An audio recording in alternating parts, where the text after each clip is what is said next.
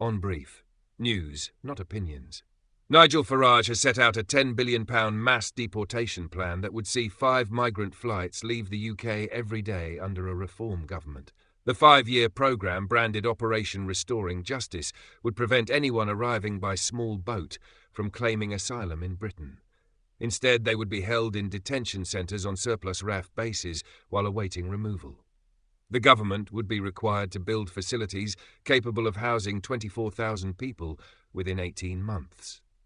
Farage said new criminal offences would be created for deported migrants who attempt to return or destroy their identity documents. He also pledged to strike returns agreements with third countries, such as Rwanda and Albania, while suggesting Ascension Island and other overseas territories could be used as fallback locations.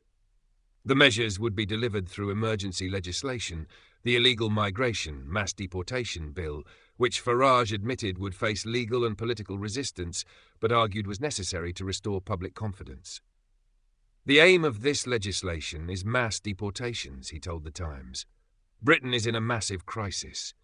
This is not only a national security threat, but is fueling public anger that isn't very far away from disorder. The only way to stop people coming is to detain them and deport them. Farage claimed the plan would cost £10 billion over 5 years. Around £2.5 billion would go on converting RAF bases into secure detention centres, $2 billion on running costs, £1.5 billion on staffing and £1.5 billion on chartered flights.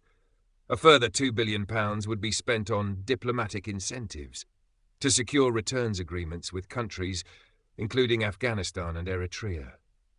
Migrants housed in detention would be barred from applying for bail and restricted to on-site facilities such as canteens and medical care.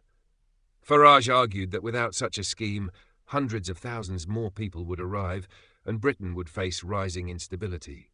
He framed the policy as a defining issue for reform, contrasting his approach with what he called years of failure under successive Conservative and Labour governments.